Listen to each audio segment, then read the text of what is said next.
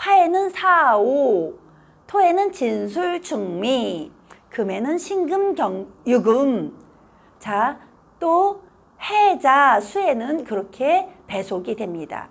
역시 우리가 오행을 했던 것처럼, 그러면 예를 들어서 임묘진 띠는 자, 어떤 사람을 만났을 때 도움이 될까, 이런 거를 보게 되면 돼요. 천간과 지지의 원리가 같아요.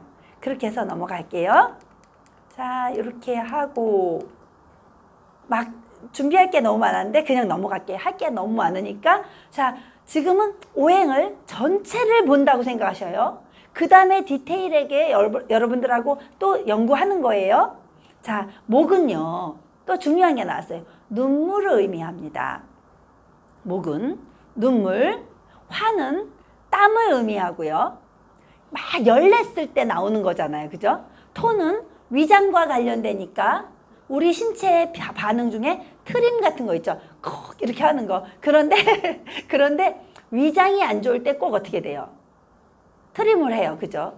신경을 많이 쓸 때 어떻게 돼요? 또 그렇게 돼요.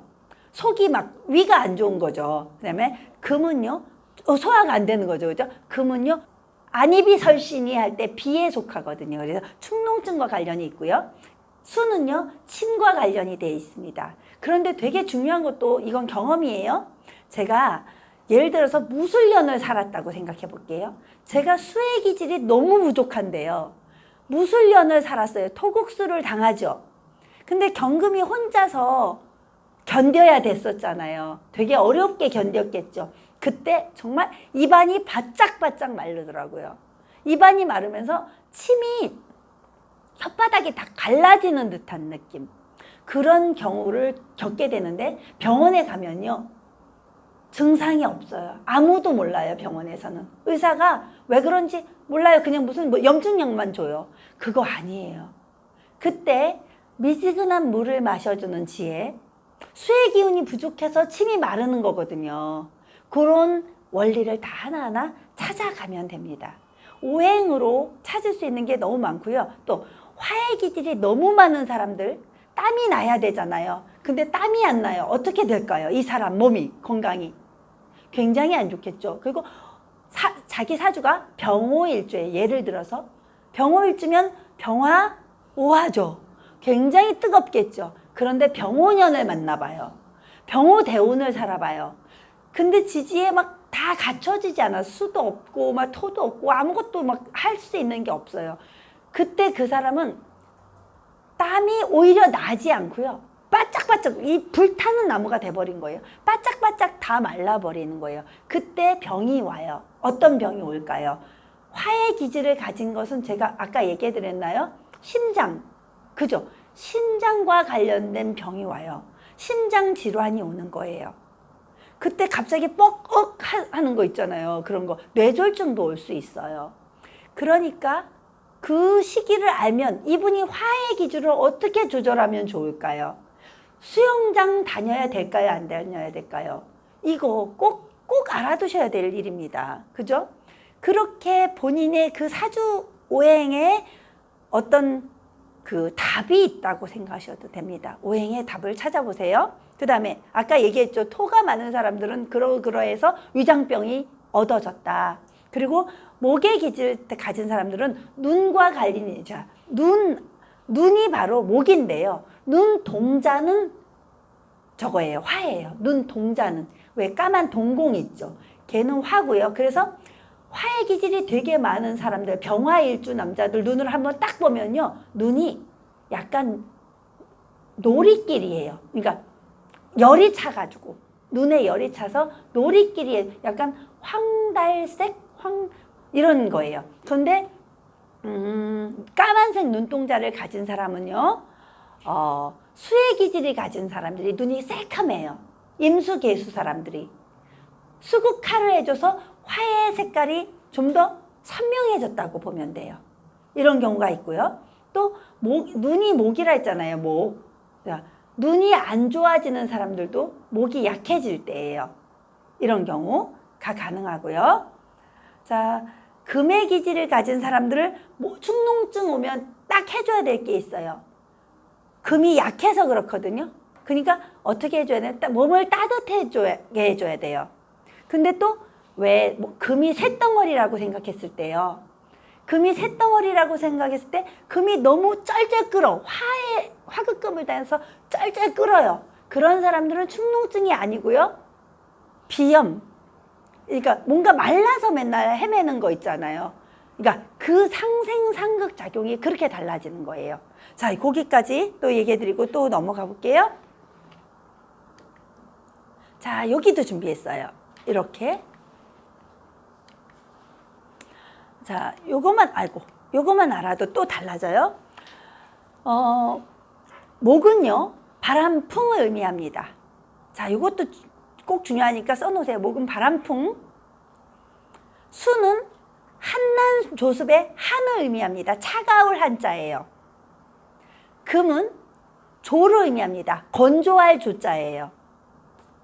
화는 난을 의미합니다. 한난 조습 뜨거울 난, 열을 의미해요. 토는 습기를 머물어요. 그것도 무토와 조토는 좀 다른데요. 무토는 조토가 되는 거고 기토는 습토가 되는 거예요. 그리고 진술충미가 또 달라지겠죠. 그거는 또 그 부분에 가서 하도록 할게요. 그러니까 한난 조습의 관계가 사주오행에 있어서 중요하듯이 대운에 있어서도 내가 지금 난한 계절을 사는지 한한 계절을 사는지 조한 계절을 사는지 습한 계절을 사는지, 그러면 목과 토는 일맥상통해요. 목극토를 같이 항상 하고 있는 거예요. 산에 나무가 없으면 써먹을 수 없는 거랑 똑같은 거예요. 자, 그런 과정을 겪게 되고요. 토는 항상 계속해서 온도를 조절해줘요. 자, 임목과 묘목도 또 달라요. 쓴목이냐 건목이냐. 근데 이건 되게 중요한데요. 만약에 5월이면 한여름이거든요. 5월에 태어난 간목이면 쓴목일까요? 건목일까요? 건목이에요. 그렇게 달라지는 거예요. 무조건 을목은 쓴목이고 무조건 간목이고 이런 원리는 없어요. 이 세상에 무조건이란 건 하나도 없어요. 이것도 배우는데도 불구하고 모든 사람에게는 오행이 다 들어있어요. 어찌됐든 그게 발현이 되느냐 안 되느냐에 따라 다른 거고요. 또 역시 간목인데 9월에 태어난 간목이면요, 바짝 말랐겠죠. 조한목이겠죠. 조목이 되는 거예요. 그리고 만약에 겨울에 태어난 목이면요, 동목이 되는 거죠. 한목이 되는 거죠. 그래서 그때는 정말 꽁꽁 얼어붙었던 나무 갖다가 갑자기 간목 불 지피려면 불 지펴질까요? 안 지펴져요. 그땐 을목이라고 하는 불쏘시기가 필요한 거예요. 근데 그때 을목이 얼어붙은 을목이었다면 될까요? 안 되겠죠. 그땐 또 조한 을목이 필요한 거예요. 이렇게 하나하나 다 맞춰보면요, 인생의 커다란 퍼즐이 맞춰지고요. 그게 점점 가면 어떤 우주의 큰 기운에도 맞춰지는 같은 원리예요. 아시겠죠? 자, 맞춰보면 될까요? 안 될까요? 대답이 없으세요. 에이. 막막합니까? 자, 여기 한번 볼게요.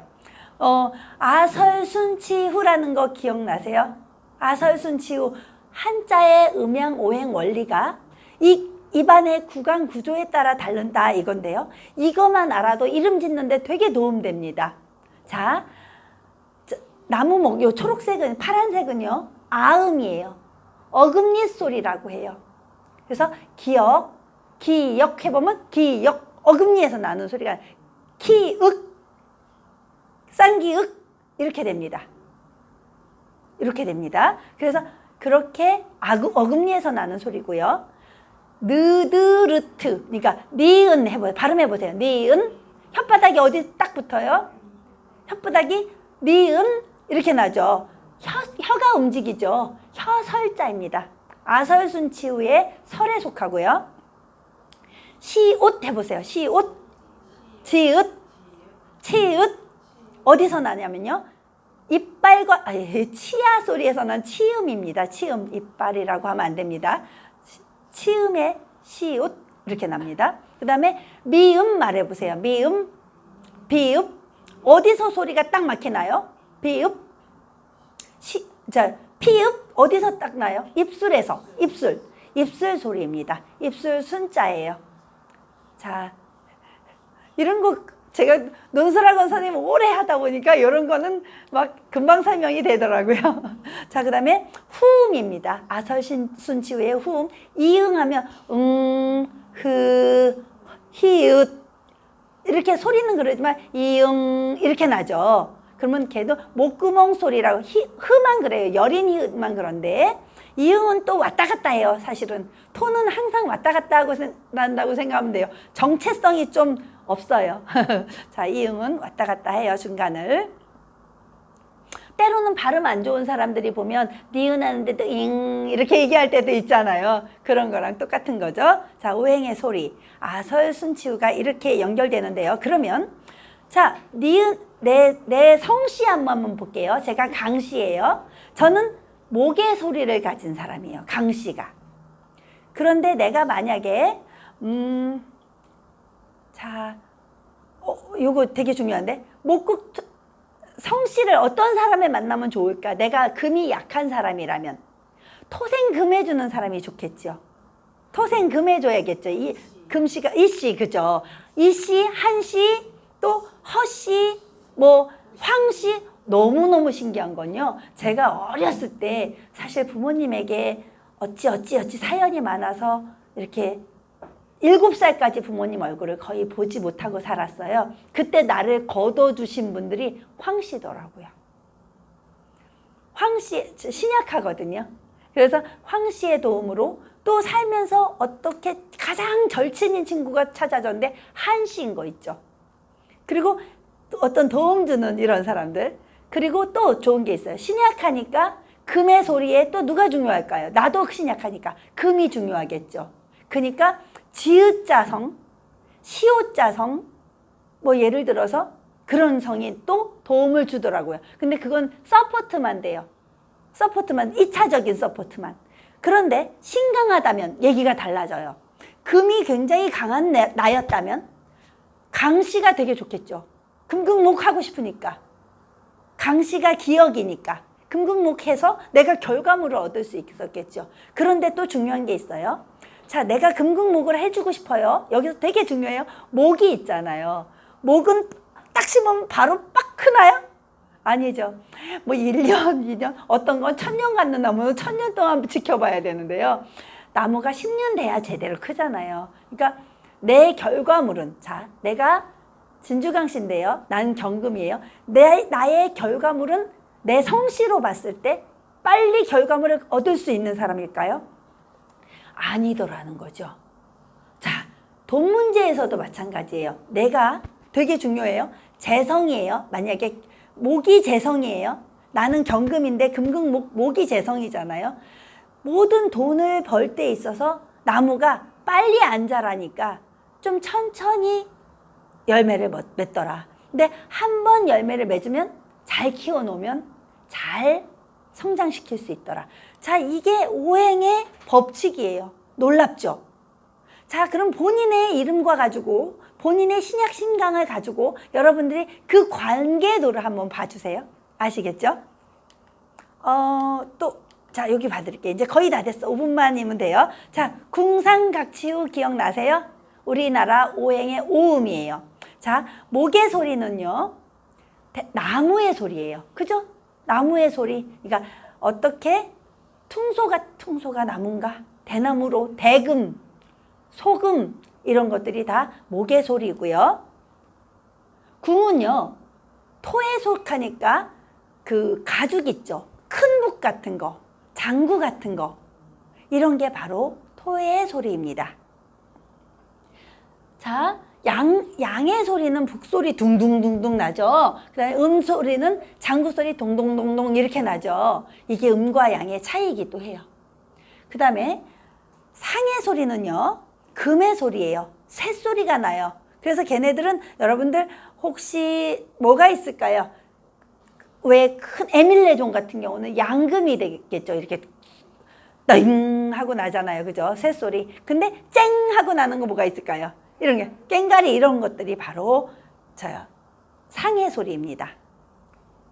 그 다음에 또 치의 소리는요, 거문고, 가야금. 가야금이 아마도 양금일 거고요. 음금이 거문고예요. 소리가 다르죠. 거문고. 그런 차이가 있을 거고요. 자, 그 다음에 우는요. 해금의 그 깃털, 이렇게 해금의 활 보면 이렇게 깃털로 만들어졌을 거 아니에요. 아마 말의 꼬리로 만들었다고 들었어요. 말총으로 이렇게 해가지고 찡 하고 나는 거. 그런 게 바로 궁상각치우의 소리입니다. 그러면 그 소리만 보고도 목의 소리는 대나무 같은 소리가 날 것이고, 금의 소리는 이렇게 상의 소리, 그죠? 이렇게 날 것이고, 금의 소리는 아무래도 만약에 양금이라면 타종같이 그래도 나겠지만, 혹시 주변 사람들 중에 신금을 가진 사주가 있을 거예요. 그런 사람들 좀 목소리가 얇아요. 그랬죠? 이렇게 나는 거 있죠. 그런 경우이고요. 여자들 중에서 만약에 여자들 중에서 목소리가 제일 좋은 사람은 을목이겠네요. 또 남자들 중에서 목소리가 제일 좋은 사람은 간목이겠네요. 이따가 우리 한번 목소리 테스트 한번 해보기로 해요. 자, 그 다음에 수의 소리 여자들은요, 여운이 좀 있을 거예요. 나는 그래서 이렇게 나는 사람들 있죠. 수의 소리를 가졌을 거고요. 이렇게 됐을 거예요. 자, 이렇게 또 보고요. 이렇게 제가 그림까지 다 뽑아왔어요. 자, 이렇게 우리가 1시간 좀 넘게를 쉼없이 여러분들과 함께 오행에 대해서 막 열심히 이야기해 드렸어요. 이따가 먼저 잠깐 5분만 쉬시고요. 발표를 다 끝낸 다음에 그 사주를 분석한 다음에 부족한 부분은 좀 더 해드릴게요. 자, 선생님들 박수 좀 쳐주세요. 힘내겠습니다.